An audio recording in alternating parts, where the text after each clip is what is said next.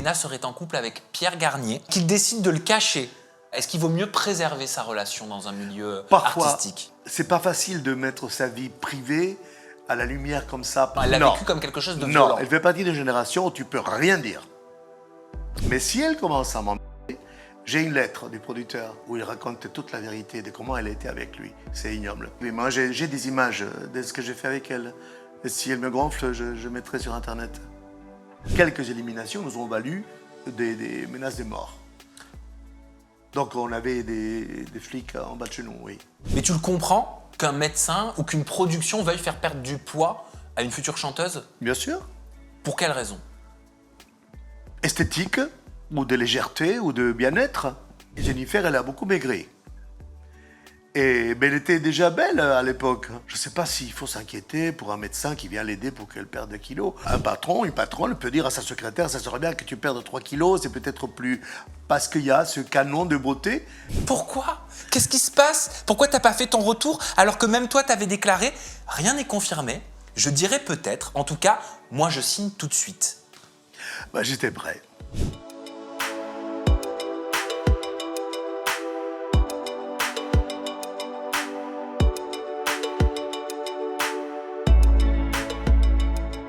Bonjour Oscar Sisto. Bonjour Sam. On se retrouve près de 10 ans après. Oui. On avait Enfin, fait moi une je interview. te suis, mais on s'est vu il y a 10 ans. Exactement, je t'avais reçu en interview il y a 10 ans, je te revois 10 ans après, je te reverrai 10 ans encore après. J'espère. Ouais, mais j'espère qu'on se verra avant surtout. Absolument. Oscar, mais moi je te regardais aussi comme beaucoup à la télévision parce que c'est là où je t'avais connu en tant qu'illustre professeur, iconique professeur de théâtre à la Star Academy. Ils sont rares quand même les professeurs dont on se souvient encore toutes ces années après. Et aujourd'hui, Oscar, tu es à l'affiche d'un extraordinaire spectacle qui s'appelle Lily et le palais du musical. Ça se passe à Paris. C'est un spectacle captivant. Vous le verrez qui allie magie, musique, performance artistique. C'est éblouissant. Ça te ressemble. Tu sais pourquoi, Oscar? Pourquoi? Parce que tu brilles. Tu brilles de par ton absence dans cette saison 13 de la Star Academy, alors que je croyais, comme tout le monde, Oscar, sur les réseaux sociaux, que tu allais revenir. Écoute. Pourquoi? Qu'est-ce qui se passe? Pourquoi t'as pas fait ton retour alors que même toi t'avais déclaré « Rien n'est confirmé, je dirais peut-être, en tout cas, moi je signe tout de suite ». Bah, j'étais prêt. Mais l'année dernière, j'aurais dû la faire, et puis ça s'est pas fait. Et puis voilà, c'est comme ça, c'est la télé. Bah oui, mais t'as expliqué que pour la saison 12, donc l'année dernière, c'était par rapport à tes histoires d'emploi du temps et de planning. Oui, mais bon, eux aussi, enfin, je comprends pas la logique. Bien mais que je n'y crois bien. pas entre toi et moi, hein, à ton excuse. Ah bah j'y crois pas. C'est la réponse politique, ça. Ah, peut-être. C'est quoi la vraie réponse alors? Je ne sais pas. Pourquoi l'année dernière, t'étais pas dans la saison 12 de la Non, mais Starac? les professeurs sont bien, hein, mais je ne comprends pas parce que je reçois des lettres, les gens dans la rue me disent pourquoi c'est pas vous, pourquoi. Donc je comprends pas parce que puisque je plais et que les gens m'aiment, donc je comprends pas cette décision-là, mais bon, ça leur appartient. De toute façon, j'y serai bientôt, une journée au château, je serai aussi invité au Prime en guest, donc en fait, je ne quitte pas vraiment la Starac. Bien sûr, mais moi j'avais envie de te revoir, comme beaucoup de Françaises et Français, sur les planches du théâtre de la Star Academy. Qu'est-ce qui t'a été donné comme réponse? Est-ce qu'il y a une réponse officielle qui t'a été faite? C'est juste, non, c'est pas toi. En tout cas, il n'y a aucune raison professionnelle ou autre. On dit voilà, non, on en a marre, c'est pas bon ce que tu fais, enfin, c'est surtout pas ça. Donc je ne connais pas les vraies raisons. Il faudrait que tu invites quelqu'un de la prod pour poser la question. Oui, parce que c'est comme pour Kamel Wally. Beaucoup aimeraient son retour et on a l'impression, vu de l'extérieur, hein, attention, ce n'est pas une vérité absolue, mais c'est vraiment une impression que les anciens professeurs, il y aurait comme une volonté de ne pas les réintégrer pour ne pas redonner une ancienne image à la Star Academy, mais surfer sur une image nouvelle, avec un nouveau souffle. Bah, le nouveau souffle, déjà, si c'est ça, je ne sais pas, je parle pour moi, hein, le nouveau souffle, c'est les nouveaux élèves qui arrivent. Donc là, je trouve cette génération, ils sont très beaux, ils chantent bien, il y a des bons artistes et tout. Donc la nouveauté, il faut qu'il y ait des choses nouvelles, mais il faut qu'il y ait... Les professeurs, c'est comme les châteaux, il ne faut pas trop les bouger.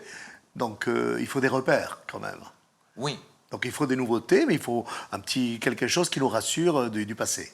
Parce que quand tu dis « rien n'est confirmé », là tu parlais de la saison 13. Moi j'entends derrière cette déclaration qu'il y a eu des discussions. Sûrement. Quand on dit rien n'est confirmé, c'est qu'on a discuté. Oui, oui, sûrement. Parce qu'il était question que je revienne. Je ne sais pas quand, mais depuis 2-3 ans, ça... Et après, ils hésitent à chaque fois. Et voilà, mais il nous faut revenir pour rester quelques jours au château, pour travailler, pour faire le prime et tout. Donc, l'image, on est toujours là. Donc, c'est pas mal. T'as posé la question à Alexia Laroche-Joubert. On s'entend bien, j'adore. Alexia. Mais je sais, à l'époque, vous deviez même développer un format type cours Florent, un exactement. petit peu acting, Oui, c'est ça? Du même style Sur que la TF1. Starac, avec... Oui, exactement. Et ça s'était pas fait. Ça, c'est pas fait. Bon, pour des raisons que je connais pas. Mais est-ce que tu lui as demandé, Alexia Laroche-Joubert, vous êtes toujours en bon terme? On est en bon terme, oui, c'est une personne remarquable, j'aime beaucoup. Et alors, qu'est-ce que tu penses du nouveau prof de théâtre, plutôt pas du nouveau prof de théâtre, mais de ses méthodes, en tout cas à Alain Dejoie? De quoi? Degois. Oui. J'ai pas vu de U, donc... bon, papy, quoi. Oui, on l'appelle le papy. J'ai pas vu son cours, je l'ai vu à l'ouverture de la saison. Je trouvais le spectacle magnifique. Et puis, lui, je le connais pas, donc je peux pas parler. Mais bon, je ne sais pas, je pense que les gens sont contents. L'important, c'est que ça fonctionne. Moi, je trouve que, tu vois, moi, je n'ai pas de narcissisme par rapport à moi, mais j'aime le théâtre et j'aime bien quand les gens sont compétents dans ce qu'ils font, etc. Donc, si ça plaît, je ne vois pas d'inconvénient. J'aimerais te parler d'une séquence du passé qui refait surface aujourd'hui. Alors, elle ne te concerne pas du tout directement parce que c'était en saison 1 et toi, Oscar, t'es arrivé en saison 2, Oui. en saison 3 et tu as fait la saison 4 Oui. également de la Star Academy.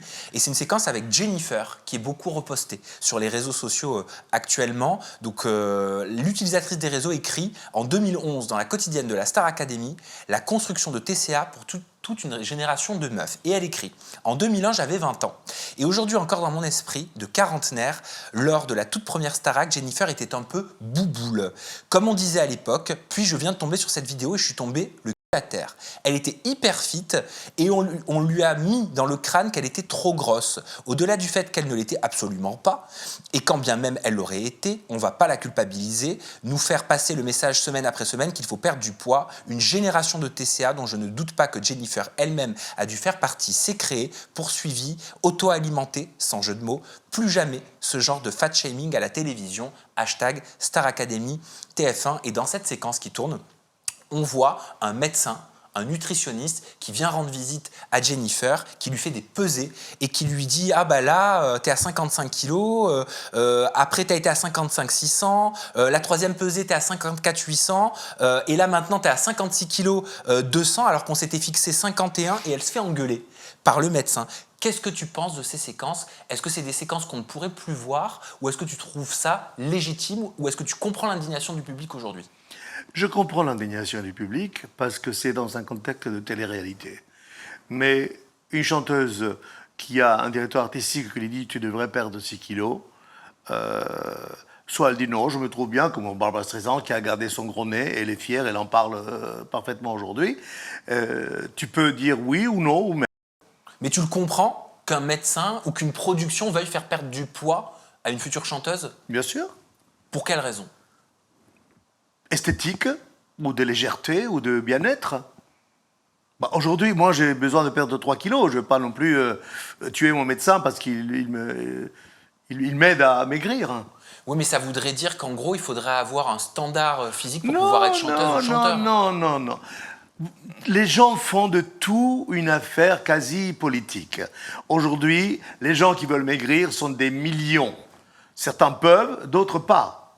Donc, je trouve que, oui, ça peut être... Il y a des chanteuses qui sont fortes, des chanteurs qui sont forts, des comédiennes fortes, et tout ça. Si certaines ont besoin, ou alors la production considère qu'il faudrait qu'elles perdent des kilos, je ne vois pas l'inconvénient. Parce qu'on peut être chanteuse et être grosse? Bien sûr. Bah oui. On peut être acteur et être gros? Bien sûr, et chauve, et puis vieux, comme moi, et puis voilà. Est-ce que toi, au cours de ta carrière en tant que directeur artistique, en tant que prof de théâtre, tu as déjà donné des conseils, tu as déjà fait des suggestions à des personnalités avec lesquelles tu as travaillé? Pour qu'elles maigrissent et tout ça, je ne pense pas. Oui, ou autre? Non, je ne pense pas. Mais après, tu peux conseiller une coiffure, tu peux conseiller une façon de s'habiller, etc. Et tu comprends ou pas quand même l'indignation du public qui se dit mais non en fait, même si elle a 12 kilos de plus ou si elle a 15 kilos de plus, pourquoi ce serait considéré comme étant disgracieux? Oui, mais nous en tant que spectateurs, on s'indigne pour tout et pour rien. On est tous comme ça, et moi aussi je suis comme ça. Parce que ça nous paraît violent au moment où on voit ça. Mais la réalité est autre. C'est-à-dire qu'aujourd'hui, un patron, une patronne peut dire à sa secrétaire, ça serait bien que tu perdes 3 kilos, c'est peut-être plus... Parce qu'il y a ce canon de beauté, et parfois les gens, ils ne peuvent pas maigrir. À ce moment-là, ils acceptent leur grosseur, leur physique, et ils sont très beaux, très belles comme ça. Je pense que si un patron dit ça à sa secrétaire, il finit au prud'homme. Très Ça dépend honnêtement. comment c'est dit. Poursuivi en justice. Tu crois? Bah, non, vous mélangez tout. S'il dit, si tu maigris pas, tu es licencié, oui, c'est grave. Mais s'il dit, ça serait bien que tu perdes quelques kilos, parce que peut-être... Bah, de toute façon, excusez-moi,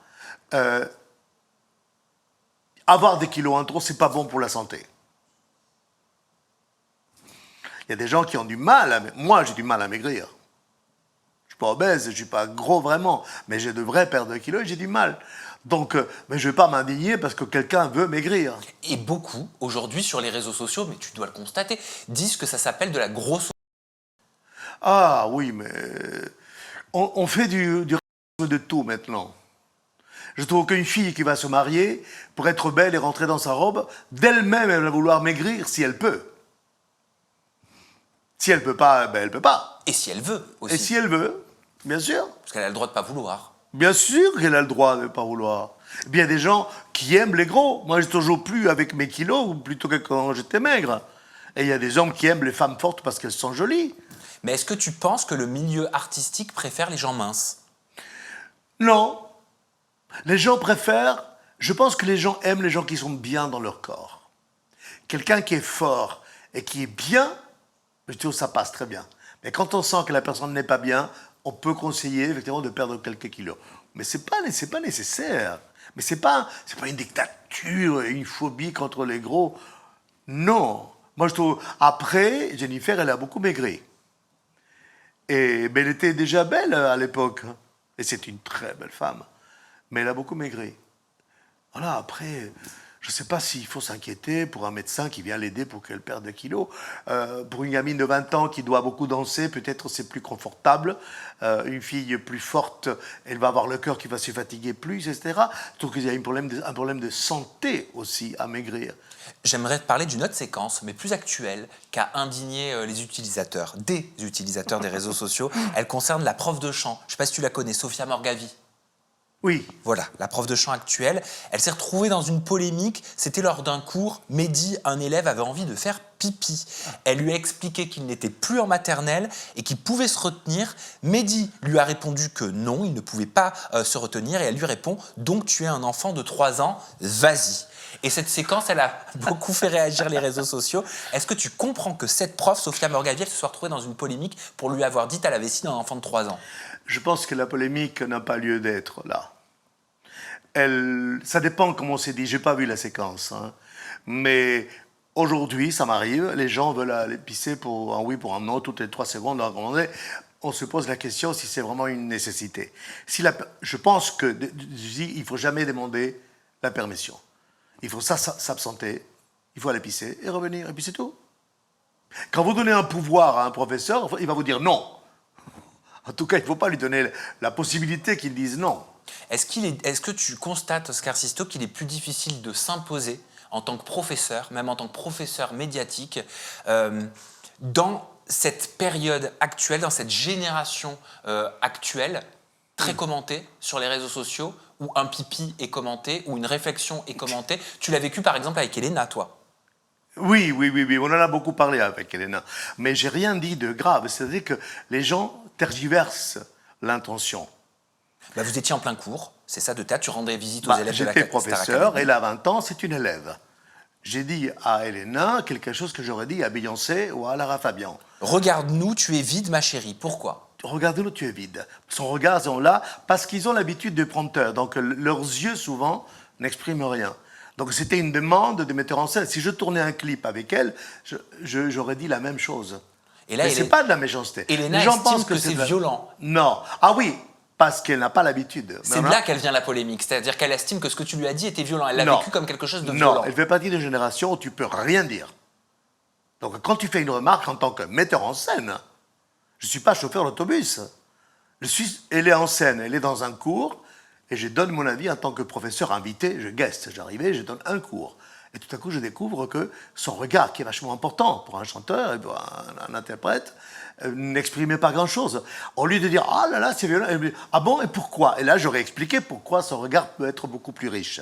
C'est là où j'ai l'impression que parfois, aujourd'hui, les jeunes ne savent pas travailler. Ils n'ont plus la notion de cette technique qui fait qu'ils peuvent être mieux à l'image, qu'ils peuvent exprimer des choses différentes, etc. Il n'y a plus ce travail-là. Même dans les écoles, hein, on peut rien dire. Est-ce que c'est plus difficile d'enseigner avec la Gen Z ou avec les millennials? Je parle de ceux qui sont nés dans les années 90, 2000. J'ai l'impression que tu dis on ne peut plus rien dire. C'est-à-dire que tu dois changer ta façon de faire. Tu dois t'adapter. En fait, je ne comprends pas parce que j'ai eu 20 ans. Les gens pensent qu'on est vieux comme ça. J'ai eu 18 ans, j'ai eu 20 ans. Et j'ai été dans des cours. À un moment donné, tu acceptes ce que le professeur te dit. Et si c'est pas une insulte, il te dit il n'y a rien. Et il a raison. Il a raison. C'est-à-dire que si tu mets en scène une danseuse dont les pieds se lèvent là, tu dis non, atention, ta jambe, il faut qu'elle aille jusque-là. Je dis, ah bon, là, tu m'agresses. Mais non, excusez-moi, on est au Folies Bergères, il faut que, pour le French Cancan, ta jambe arrive là. Si la fille fait ça, donc tu peux pas non plus. Il faut accepter que le metteur en scène, c'est le regard, c'est essentiel pour nous. Si moi j'avais Spielberg ou un metteur en scène qui me dit attention, tu enlèves la casquette, tu te mets ton cou comme ça, tu dis ah oui quand même, tu m'agresses. Ben non, puisque lui il a le regard que je n'ai pas sur moi-même. C'est ça qu'ils ne comprennent pas. Mais elle n'est pas en cause, Elena, parce qu'à cet âge-là, les gens ne savent pas encore ce que c'est qu'être mis en scène. Mais quand Elena, elle prend ce retour que tu lui fais en lui disant regarde-nous, tu es vide, oui. Ma chérie, pourquoi? Et elle le vit comme une scène violente, pour reprendre ces termes. Tu fais le parallèle avec une Beyoncé, avec une artiste confirmée, affirmée depuis plus de 20 ans. Est-ce que tu penses que si tu avais dit ça à Beyoncé, elle l'aurait plus facilement accepté? Oui, Elodie, tu as raison. À ce moment-là, je ne pensais pas à ce que je disais. Voilà. Sauf que ce n'est pas la faute d'Elena, hein. C'est la génération qui n'accepte plus qu'on fasse une remarque pour qu'il soit meilleur. Mon but, c'était la rendre consciente que son regard, elle a des yeux magnifiques en plus, et puis c'est une superbe artiste. C'est-à-dire que j'étais là pour pour extraire des choses de qualité. Je ne suis pas là pour l'agresser. Pourquoi, c'est pas Elena, hein, pourquoi les jeunes, globalement, prennent ça pour une agression? Tu as l'impression que beaucoup de tes paroles ou de paroles d'enseignants, de professeurs dans ce milieu-là sont prises comme des agressions, parce que ça comme vient des micro-agressions? Parce que ça vient de l'école, où les professeurs n'osent plus rien dire. Tu ne peux plus faire une remarque. Comment enseigner alors, aujourd'hui? Je ne sais pas, moi je ne vais pas changer. Donc, Ah, tu n'as pas changé, tu t'es pas adapté? Et je ne vais pas changer. Ben non, pas du tout, mais j'insulte personne. J'essaie de faire accoucher de quelqu'un, un bébé. Tu ne peux pas te croiser les bras et dire faites comme vous voulez, madame. Non, tu es là pour que le bébé sorte. Donc il y a une forme de cruauté, une force, une énergie, et il y a la vie qui doit sortir. Donc un metteur en scène est là pour te faire surpasser. Il ne peut pas te caresser tout le temps dans le sens du poil. Un professeur trop gentil n'est pas un bon professeur. Il faut qu'il soit exigeant avec amour, avec écoute, avec pédagogie, mais il faut qu'il soit exigeant quand même. Donc il faut quand même que ça réveille. On ne peut pas tout le temps dire oui, oui à tout, c'est pas possible. Alors c'est quoi la différence entre exigence et bienveillance? Exigence, c'est que la bienveillance, c'est si tu me dis par exemple, je sors de l'hôpital et j'ai eu la jambe cassée pendant 3 mois, je serai bienveillant avec toi parce que tu as un problème particulier. Tant que tu ne m'informes pas d'un problème particulier, je ne vais pas être bienveillant parce que j'ai une chorégraphie à présenter en 1 semaine dans un grand théâtre parisien. Donc pourquoi je vais être bienveillant avec quelqu'un? Puisque son rôle, c'est d'être là, présent et avec son talent mis au service d'un spectacle. C'est un métier très exigeant, artiste, chanteur, comédien. Ça devrait l'être, oui. Ça devrait l'être. C'est quelque chose qu'il faut accepter quand on se lance dans une carrière comme celle-là? C'est-à-dire que tout ce qu'on fait, ça se voit tout de suite. Un avocat, un secrétaire, il y a plein de métiers où tu ne sais pas s'ils sont bons. Un comptable, tu ne sais pas s'il est bon tant qu'il n'a pas fait ton bilan annuel. Donc il peut passer 1 an à se gratter. Mais nous, ça se voit tout de suite. Si c'est faux, si on ne joue pas bien, si on ne chante pas bien, si c'est pas bon, ça se voit. Donc il faut qu'on soit vraiment au taquet. Est-ce que tu avais décelé justement, toi, tout de suite, Oscar Sisto, le talent qu'elle avait, Elena, cette aura, peut-être qu'elle avait aussi? Ah, oui, elle avait un truc. Au moment où on tourne, dernièrement, elle vient de remporter 2 Energy Music Awards. Figure-toi Il y a des gens, même dans mes cours privés et tout ça, il y a des gens qui, tu sens que c'est pas le moment de dire quelque chose. Quand tu sens que la personne a du talent, là, tu vas être exigeant, parce que là, le talent. Et j'étais déçu à ce moment-là qu'elle me disait « Ah, c'est violent ». Je dis « Quoi, ça, violent ?» J'ai pas mis une bombe, je ne l'ai pas giflé, j'ai juste fait une remarque d'un metteur en scène qui, avec une caméra, essaie de regarder l'actrice, lui dit « Attention, tu as une ombre ici, ne ferme pas cet œil-là ». Cligne des yeux ou pas, ou baisse la tête. Enfin, c'est quand même comme un photographe. Je n'ai pas vu en quoi ça pouvait... Mais elle rit maintenant, parce que sur le moment, il y a la pression de la télé. Vous en avez parlé? Oui, bien sûr, bien sûr. Bien sûr, on s'est vu 1000 fois après. Est-ce qu'elle a compris? Mais évidemment, évidemment. Toi qui es un artiste, Oscar, toi qui côtoies depuis tant de décennies d'énormes artistes, il y a des rumeurs actuellement qui disent que Elena serait en couple avec Pierre Garnier. S'ils sont ensemble et qu'ils décident de le cacher, est-ce que tu serais pour dans ce milieu-là? Est-ce qu'il vaut mieux préserver sa relation dans un milieu artistique? Parfois, oui. Parfois, oui. C'est pas facile de mettre sa vie privée à la lumière comme ça parce que c'est le terrain pour tous les microbes et tous les pesticides à la fois. C'est compliqué. T'as vécu, toi, des attaques pendant que tu étais sur TF1 pendant plusieurs années Raphaël Ricci, hein, je me souviens qu'elle a vécu des choses très difficiles. Oui. Elle l'a dit en plus par la suite. Hein. Oui, mais j'ai toujours défendu Raphaël parce qu'elle était exigeante. Elle avait une façon assez particulière de dire les choses, mais tout ce qu'elle disait, c'était juste. C'est ça que les jeunes ne comprennent pas. C'est pas de l'injustice, c'est pas de la méchanceté, c'est pas de la cruauté. La vérité, elle est cruelle. Tu dis à quelqu'un, t'as chanté faux. Ah, la personne dit, oh là là, t'es méchant. Non, excuse-moi, je suis là pour te dire que t'as chanté faux. Donc, la vérité fait toujours mal. Donc ça pourrait être vécu comme une microagression, en fait. Mais ça ne l'est pas. Ça ne l'est pas. Et il faudrait que les gens manifestent pour dire, non, ce n'est pas une agression. Un professeur est là pour te dire, t'as chanté mal, t'as chanté faux, à la caméra, t'as cligné trop les yeux ou pas assez. C'est tout un langage. Et ça s'apprend. Parce qu'elle était vue comme la grande méchante. Qui? Raphaël Ricci. Oui, mais c'était pas de la méchanceté. Ben oui, mais c'est ce qu'on a compris par la suite. Mais ça, c'est malheureux. C'est malheureux que les gens pensent que c'est de la méchanceté. Moi, on me disait, ah, vous êtes dur, hein? Juste ça. Vous êtes dur. Donc la dureté, ça me va. Je suis dur, mais je suis exigeant. Avec un enfant qui va à l'école, tu es exigeant avec tes enfants. Tu te lèves demain matin, tu te laves les dents. C'est pas un dictateur. Tu veux que tes enfants se couchent tôt parce que le lendemain, ils vont à l'école. Enfin, il y a une dureté à avoir quand même, une exigence, une discipline à avoir. Mais c'est vrai qu'aujourd'hui, on est bercé par, vu que tu parles d'éducation, par l'éducation Montessori, qui est l'éducation des enfants dite extrêmement bienveillante, où tu sais, tu as des parents qui attendent quand leurs enfants dorment, ils ne les réveillent pas, ils attendent sur le parking du supermarché dans la voiture pour ne pas les perturber dans leur sommeil. Donc c'est vrai que ça va à contre-courant de ces méthodes considérées comme des méthodes de boomer. Oui, mais en fait, la vraie question n'est pas là, Sam. C'est quand tu es dans un concours où tu dois être finaliste, voire gagnant ou gagnante, il y a une urgence. Et quand quelqu'un qui dit compétition, ça veut dire qu'il faut que tu sois meilleur que ton voisin et meilleur que ta copine. Parce qu'il y a une personne qui va gagner. Donc, les gens savent qu'ils sont dans un concours. C'est pas une réunion de camping pour chanter autour d'un feu de bois. Il faut gagner. Ça veut dire qu'il faut se donner toutes les chances de gagner. Elle avait expliqué, Raphaël Ricci, j'ai reçu des menaces. Au fil des ans, cette émission avait pris tellement d'ampleur, médiatiquement parlant, que ça a été super compliqué à gérer. J'avais des crottes de chiens dans ma boîte aux lettres. Des gens venaient devant chez moi. J'ai dit stop. J'ai dit que ce n'était pas possible pour moi d'envisager que des gens puissent avoir envie de me tuer. Ils ne seraient certainement pas passés à l'acte, mais quand la production décide de te mettre des gardes du corps à disposition 24 heures sur 24, c'est que ça devait être grave. Est-ce que toi, tu as déjà eu des moments où tu t'es dit « Oh, waouh, qu'est-ce que je suis en train de vivre là? Ça me dépasse. » Je ne sais pas si je l'ai dit quand on s'est vu la dernière fois, mais ça nous est arrivé. En quelle saison? Il y avait Gérard Louvain, je me souviens.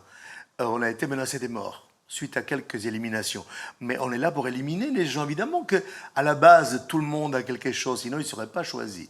Mais au fur et à mesure, il faut quand même éliminer. Même si la raison n'est pas valable, il faut éliminer. Et parfois, quelques éliminations nous ont valu des menaces de mort. Donc on avait des flics en bas de chez nous, oui. Ah, ils vous mettaient à disposition des policiers en bas de chez vous? Oui, quand même, oui. À cause d'éliminations à la Star Academy? Oui, à cause des menaces de mort à l'époque. C'est incroyable. En plus, c'était l'époque où il fallait appeler un numéro surtaxé à 3 euros. Je sais pas si c'est toujours le cas. Je ne sais pas. Je ne sais pas. Mais il n'y avait pas les Mais réseaux comme aujourd'hui. je trouve tout ça démesuré et déplacé. Hanouna, il dit la télé, ce n'est que de la télé. Bon, là, c'est que de la télé et ce n'est qu'un concours de chant de plus. Ou si tu passes un concours au conservatoire, si tu veux rentrer à la fac de médecine, tu passes à des examens et parfois tu n'es pas pris. Sauf que personne ne te filme. Ça veut dire qu'on ne prend pas tout le monde non plus. Mais tu vois, tu parlais de politique dans le divertissement tout à l'heure. Si je pense à la saison dernière, là, celle d'avant, qui a sacré Marine, grande gagnante de la Star Oui. Academy sur la saison 12, Oui. cette saison s'est transformée en saison politique. C'était Marine, la candidate blanche, face à Ebony, la candidate noire. Ah. Je ne sais pas si tu l'as suivi. Non. Mais ce sont des sujets très sensibles. Ce sont des sujets très sensibles. Oui, parce que beaucoup parlaient même de racisme systémique, tu vois, Ah. qui dépassait l'aura de la télévision, Ah oui. qui mettait en lumière des situations, en fait, et qui illustrait des situations de la vie quotidienne de personnes racisées. Ça me dépasse. Je suis désolé, ça me dépasse. Moi, j'ai adoré les deux finalistes. Hein. Je suis tombé, parce que tu as vu que je fouille, Oui. sur une vieille interview qui ne va pas nous rajeunir, qui date de 2003, que tu avais accordée à Oscar aux médias toute la télé. Et tu réponds à la question suivante. Alors, dans une récente interview, Nikos Aliagas nous confiait qu'être artiste, ça s'apprend. À votre avis, Star Academy est-elle une école qui forme de véritables artistes? D'après toi, tu avais répondu quoi? Je me souviens plus. Tu avais répondu, vous savez, artistiquement, c'est un stage d'initiation et médiatiquement, vous n'avez pas besoin de chanter si bien que ça pour être célèbre en 15 jours. C'est peut-être vrai. Qu'est-ce que tu en penses aujourd'hui, plus de 20 ans après? Bon, il y a plusieurs degrés pour comprendre cette émission. C'est d'abord une émission de télé.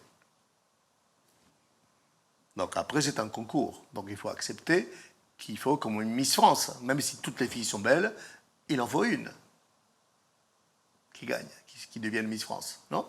Oui. Donc je ne pense pas qu'on apprenne un métier en quelques semaines, parce qu'au fur et à mesure que les gens sont éliminés, parfois il reste une semaine, 2 semaines. Qu'est-ce qu'on peut apprendre en 2 semaines avec un cours par-ci, un cours par-là? C'est juste une façon de se montrer et voir le potentiel de quelqu'un.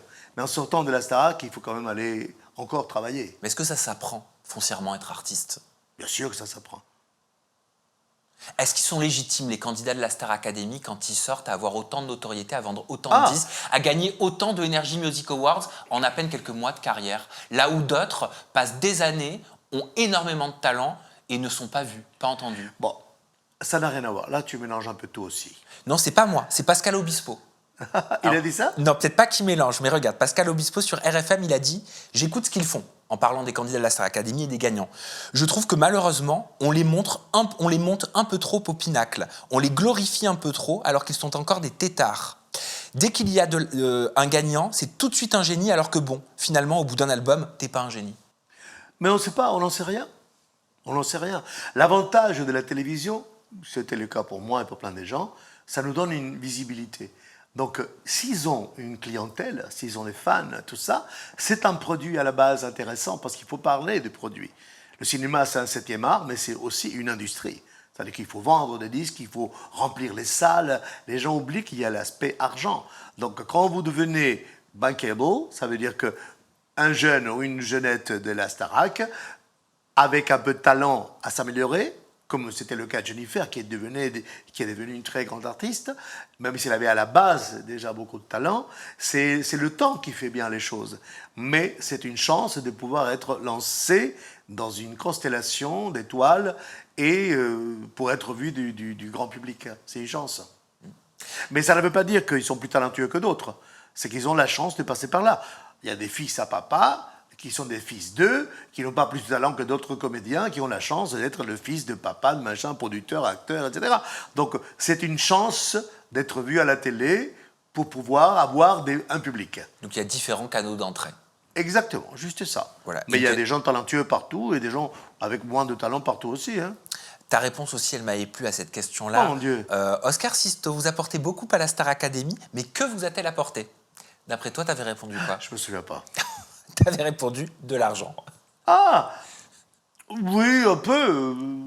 Plus que si on jouait dans un film ou si on jouait dans un petit théâtre, ça c'est sûr. Mais pas que ça. Là, en venant même chez toi, tu vois, les gens me reconnaissent comme si c'était hier. Oui. Ils m'embrassent, ils me demandent mon actualité, où est-ce que vous jouez, etc. Donc, en fait, peut-être que j'aurais jamais rencontré ces grands publics si j'avais pas fait de la télé. Donc, je pense que les jeunes ont raison parfois de se présenter dans un concours qui les met en lumière à un tel niveau. Certains sont prêts psychologiquement et artistiquement, et d'autres pas, comme partout. Et comment elle va, ta copine? Armand Altaï. Isabelle Charles. Isabelle Charles? Oui. Ah, je sais pas, j'ai plus de nouvelles. Tu sais pourquoi je te pose la question? Non. Parce qu'elle t'a accusé de lui avoir volé un de ses spectacles Ah en oui, 2011. je n'en parlerai pas publiquement, d'abord parce que j'ai des preuves du producteur qui s'est ruiné, qui est parti en Bretagne et qui est mort à cause de ce spectacle-là. Non, non, j'ai rien volé. Sweet Marilyn. J'ai rien volé. Oui, oui, non, j'ai rien volé. C'est que lui, il avait les droits pour monter un spectacle sans elle. Ok, mais juste qu'elle explique sur le plateau de Jordan Deluxe. Oui, non, mais elle a menti, elle a menti. Non, mais elle explique qu'elle a porté plainte au prud'homme et qu'elle a obtenu Non. 25 000 euros Non, de dommages et intérêts. non, c'est En compensation. Non, attends, déjà, il y a un premier mensonge. Elle a dit, j'ai fait un procès à Oscar Sisto. Oui. Premier mensonge. Non, parce que je ne suis pas producteur, j'étais metteur en scène. Elle avait sûrement, même pas un procès, elle a amené au prud'homme le producteur. Donc d'accord, donc c'est pas toi qui as déboursé 25 000 Absolument euros. pas. Ok. Mais j'étais pas metteur en scène. T'étais pas producteur. Non, rien. J'ai appelé Jordan. Il m'a dit, oh, laisse tomber, on s'en fout de cette femme. Donc, je laissé tomber. Mais si elle commence à mentir, j'ai une lettre du producteur où il raconte toute la vérité de comment elle était avec lui. C'est ignoble.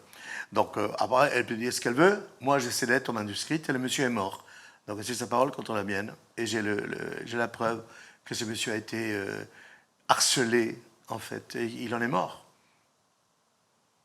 C'est très grave. Sûrement. C'est-à-dire qu'il n'a pas supporté? Je ne sais pas quel était le rapport qu'ils avaient entre eux, mais elle n'était pas facile à travailler. Moi, j'ai pris plaisir, on est allé jusqu'au bout, sauf qu'il a voulu changer. Après, il a dit, c'est pas possible, je ne peux plus travailler avec cette femme. Donc, il avait tout à fait le droit, oui, en tant que producteur, il avait le droit de vouloir monter un autre... J'ai tout réécrit, c'était pas du tout son spectacle. Pourquoi C'était la vie de Marilyn, elle appartient à tout le monde. Hein. Chacun peut faire la vie de Marilyn à sa manière. Donc il a fait tout réécrire, c'était un autre spectacle, c'était pas le sien. Pourquoi c'est toi qui as pris, Oscar Sisto? Pourquoi c'est toi qui as pris cher sur les réseaux sociaux? Pourquoi tu as été le catalyseur de toute cette colère, si j'en crois ton Je discours? pense que c'est un peu elle avait l'attitude de celui qui se noie. Donc, elle ne va pas parler de quelqu'un qui ne... Moi, je suis très aimé des gens, donc elle ne pouvait que essayer de me tâcher. Oui, parce qu'elle allait même jusqu'à dire sur le plateau de Jordan Deluxe que tu étais détestable quand tu travaillais avec elle. Je sais plus si c'est le mot détestable, mais que... Ah, oui, oui, moi j'ai des images de ce que j'ai fait avec elle. Et si elle me gonfle, je mettrai sur Internet. Mais je n'irai pas plus loin, je voudrais qu'on arrête de parler d'elle parce qu'elle n'est pas intéressante. On parle de ton spectacle actuel? Par exemple. Lily et le palais du musical. Alors tu fais ton retour sur scène. En fait, tu n'as jamais quitté la scène, mais tu fais ton retour avec un nouveau spectacle. Non, j'ai joué dans le Nord, dans un très beau lieu qui s'appelle le Pont de Singe, une pièce de théâtre avec Guillaume Perrer, la pièce d'Éric Herbette qui s'appelle L'homme qui pédale, que je vais jouer à Paris bientôt. En l'occurrence, là, c'est Lily et le palais du musical. Lily et le palais du musical, et c'est une création mise en scène par Mohamed Abdelnebi, un musical. J'ai écrit les dialogues, les chansons originales, et c'est l'histoire d'une petite fille de 10 ans, 11 ans, qui se perd dans un grand parc d'attractions et son portable est déchargé, donc elle frappe, et c'est un musée de costumes, et un vieux monsieur qui est là, c'est mon personnage. C'est toi. Et Monsieur Hotpotch. Hodgepodge, absolument. Et donc il y a une amitié qui se crée. Avec le gardien fantasque du musical. Voilà, exactement. Parce que c'est un musée à la base. Mais comme il y a certains jours où il y a une magie qui opère dans ce lieu-là, les mannequins de cire qui portent les costumes du musical, il y a des très beaux costumes, par moments ils deviennent des humains, donc ils chantent, ils dansent. Mais que pour elles. Donc c'est son cadeau de Noël en fait. Et ce qu'on apprend dans le pitch, je vais tenter moi aussi de vous faire voyager dans ce spectacle extraordinaire, c'est que la petite Lily, dans ce spectacle, elle apprend que derrière les paillettes, devenir artiste, ça demande passion, travail et persévérance. Ça t'a jamais quitté, le travail, la passion, la persévérance. Oui. Qu'est-ce que ça dit de toi aussi? Qu'est-ce que tu voulais transmettre? Tu as raison, tu as raison. Oui, ça me touche beaucoup parce que, par exemple, à Los Angeles, un professeur de théâtre a dit de moi, lors du masterclass, il a dit tout le monde peut jouer, mais tout le monde ne peut pas devenir acteur. Si on transpose ça à la vie de l'artiste, c'est-à-dire que enfin, tout le monde peut chanter, tout le monde peut jouer, faire des sketchs pendant un dîner de famille, mais avoir cette psychologie, garder la tête froide tout en étant sensible, c'est un vrai métier, c'est une façon de vivre. S'il suffit juste de chanter tous les samedis à la maison, n'importe qui peut le faire. Et pourquoi pas, et c'est très bien. Mais faire un métier de ça, ça demande vraiment une structure mentale et une formation. Qu'est-ce qui te plaît dans cet univers, le musical? J'aime la musique déjà. Donc j'aime le théâtre, mais j'aime la musique aussi. Jamais je ne pourrais ne plus faire de la musique. Tu chantes? Je chante, et dans le spectacle, je chante. Et les musiques m'appartiennent. J'ai signé toutes les musiques. Il y a 10 musiques originales, des arrangements magnifiques.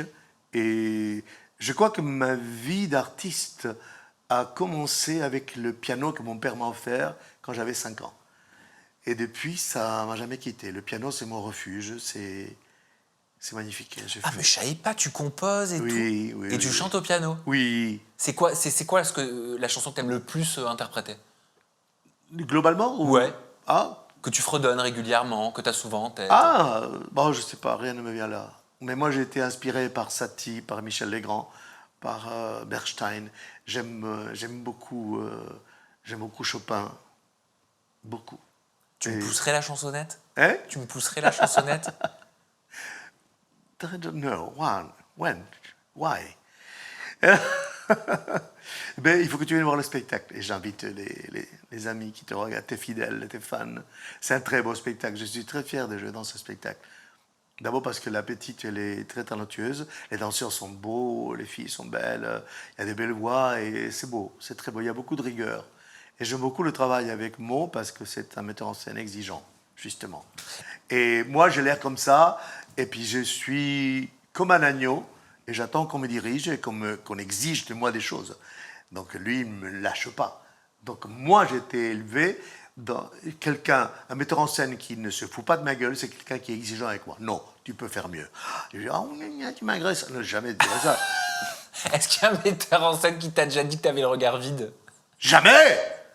Mais déjà, si tu veux pas qu'il te le dise, il faut déjà que tu te prépares autrement. Et oui, je sais que la préparation, elle est importante pour toi, tu le dis. Oui. D'ailleurs, ça, tu le déplores, tu trouves que beaucoup, Mais tu vois, beaucoup par ne exemple, se préparent pas assez. Par exemple, il y a des articles là-dessus. Par exemple, Tim Burton, dans Mercredi, la série, et dit à la petite Wednesday, si tu regardes bien, toutes les saisons, elle ne cligne jamais des yeux. Oui, tant vrai. qu'elle ne va pas jusqu'au bout d'une idée comme ça. Si au milieu d'une phrase, elle ferme les yeux comme ça, la phrase n'est plus la même. Donc l'importance d'un regard, on va dire, oh là là, Tim Burton, je voulais faire un procès parce qu'il m'empêche de cligner les yeux, tu vois. Non, parce que c'est son style, c'est sa photo, ce sont ses décors, et il ne faut surtout pas que tu fermes les yeux avant de dire cette phrase-là. C'est un style. T'es prof de théâtre entre Los Angeles et Paris. Oui. À quoi ressemblent tes cours, Oscar? Mes cours, j'ai beaucoup d'influence. Donc en fait, c'est assez atypique ma façon de travailler. Mais ma formation, ça vient de Stanislavski, Jutta Hagen à New York. Donc la méthode américaine? Oui. L'acteur studio? Oui, mais moins psychanalytique. Donc ça veut dire ne pas jouer les émotions, mais aller les ressentir. Oui, mais ça c'est un débat extrêmement important. Parce que si tu joues le rôle d'un serial killer, tu ne vas pas tuer tout ton immeuble pour jouer. Comment est-ce que tu peux ressentir ce que ressent un serial killer? C'est impossible, je crois. Enfin, je ne sais pas si c'est possible. Réponds-moi. Bah, si t'as pas l'âme d'un serial killer, je pense que tu ne peux pas le savoir. Et puis tous les c'est serial pas une killers question doivent être différents. d'avoir l'âme. Tu joues quelqu'un qui tue même une personne, tu vas pas tuer ta mère pour jouer dans un film. Pourquoi? Parce que la Donc méthode de c'est pas une vraie, c'est pas, tu n'as pas à ressentir ce que ressent celui qui tue. Jutta Hagen parle de substitution. Par substitution, tu dois, et l'imagination, tu dis qu'est-ce qu'un être humain peut ressentir au moment où il tue quelqu'un. Donc tu te mets à la place de quelqu'un d'autre. Mais ce n'est pas ta vraie. Au moment où tu ressens quelque chose, c'est le corps qui réagit. C'est incroyable. Non, mais Anthony Hopkins, Tom Hanks, tout le monde parle comme ça. Denzel Washington, les vrais acteurs te disent I'm acting, je joue. Ça ne veut pas dire que tu n'es pas vrai. Ça veut dire que si je dois t'embrasser toi parce que tu es mon amant dans un film, il faut que ça soit vrai. Donc je vais retrouver la façon dont j'ai embrassé dans ma vie pour être crédible avec toi, même si je ne suis pas amoureux et tu ne me plais pas. C'est la transposition. C'est le 7e art. Mais il faut comprendre ce que c'est que le dédoublement. C'est quoi le dédoublement? Être quelqu'un d'autre pendant le temps d'un tournage, d'une pièce, d'un personnage. C'est un personnage qui n'est pas toi. Ça peut pas avoir des conséquences, je sais pas, médicales, troubles de la personnalité? Oh, tu sais, il y a des gens qui sont dépressifs qui travaillent dans les bureaux, hein, donc ça ne leur convient pas, ils dépriment. Donc tu peux être vétérinaire ou éboueur et tomber en dépression ou avoir un burn-out ou quelque chose. C'est pour ça qu'il faut se structurer psychologiquement. Comment on fait, Oscar Sisto, si on a envie d'être un de tes élèves? Il faut chercher sur Internet, Académie Oscar Sisto. Académie Oscar Sisto. Oui, oui, oui. Mais tu sais, je suis, comment dire, je suis quelqu'un de gentil en fait, naturellement. Cette exigence, c'est parce que j'ai envie que la personne donne le maximum au moment où elle est là. C'est tout. Mais un coach sportif aussi, il va tout faire pour que tu sois le meilleur, en fait. Donc on ne peut pas dire, oui, fais quand tu veux, comme tu peux. Non, non, non. Ça, c'est le premier pas vers la médiocrité, en fait. Merci, Oscar Sisto, pour cet entretien. Dans 10 ans, peut-être? Ah, j'espère pas. Oh, mon Dieu, la gueule que j'aurai dans 10 ans. Avant, et alors moi?